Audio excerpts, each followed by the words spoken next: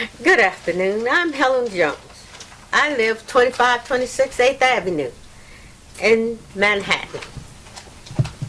And I am a grandmother fighting for my three granddaughters, Tasha Jones, Khadijah Jones, Monica Jones. And they are in Edmond. I'm not allowed to see them or talk to them. Everything was unfounded. And all of a sudden, Graham Wyndham made me a foster parent. I've been a foster parent for 10 years for Graham Wyndham. I done had children from 3 years old to 20 in my home. And I can't see or talk to my three granddaughters. And I'd love to know what is wrong with the system. Plus, I worked for the Board of Education for 42 years. I retired from the Board of Education and can't see or talk to my grandchildren. Now, what is going on with foster care, ACS, and Family Courts? Judge Jody Adams took great pride in saying, out of the 11 lawyers I had, they didn't do one thing for you, Ms Jones. But I said, as a judge, wasn't she supposed to do something for me? Being she was the judge. And if she seen the lawyers was going so terribly wrong, she should have said something to some of them besides being cruel to me. And then I blamed the state too. They say the children is awarded to the state. The state send you your statements back saying unfounded. Okay, if I was unfounded and worked for the city all my life, why didn't it see to them returning my grandchildren home to their biological grandmother? But you let Edmond and Gould say they putting them up for adoption. Now, what are you going to do with adoption when it's only lasts when they turn 21? And in the first place, every child knows their biological family. And ain't every child coming on TV all times a day, year, telling you what they thought of foster parents, what they thought of the parent who adopted them. None of it is not good. And they don't want no parts of them. And in the first place, the judges and the state don't have that right to put somebody's child up for adoption because it's truly not theirs to do. And plus, you have to stop looking at foster care as just the business, money. What did ACS says with the representative that came out to give the class? Says the black and Hispanic have to sacrifice and give up their children for the Jews and the rest of the whiteys so they could make a living what they are entitled to. I'm saying, what is I'm entitled to? Ain't the black and Hispanic been giving up all their life? Ain't the black and Hispanics been volunteering all their life? We love our children just like the Jews and the rest of them love theirs. And I am so disappointed in the city, the state, and the government for to let slavery keep going on black and Hispanic.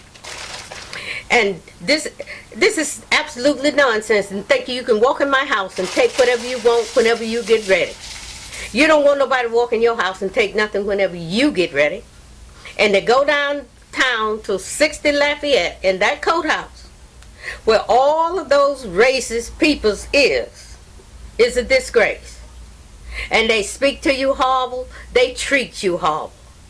And our state, city, and government knows it. And in the first place, how you gonna have all foreigners over Americans? And this the way you giving all of them jobs and nobody else? And because they know more about slavery than we do, but shouldn't it not be slavery at all?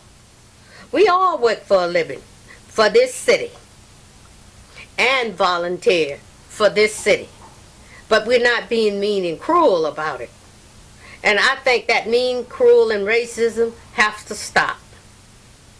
And I'm terribly upset and disappointed. And I'll say to our black lawyers, they have to stop being whatever they being, just taking money from people who they think they can just take it from and do nothing, because you say the Jews won't let you in on the case.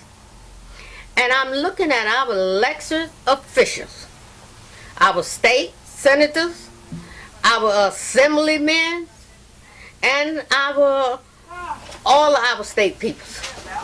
Okay, wait. Shh. It just has to stop, because our state peoples knows this is an unfair business, and this business has to stop. What changes would you like to see in the foster care system at this time? I would like the foster care system be dismantled, period, because every parent out there can do for their children and their grandchildren.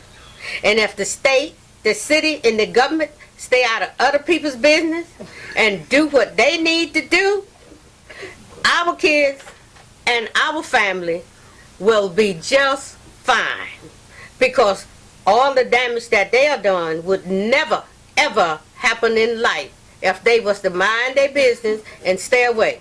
They say they're doing people a favor and saving somebody's children. You're not saving anything. All you doing is whole lot of damage.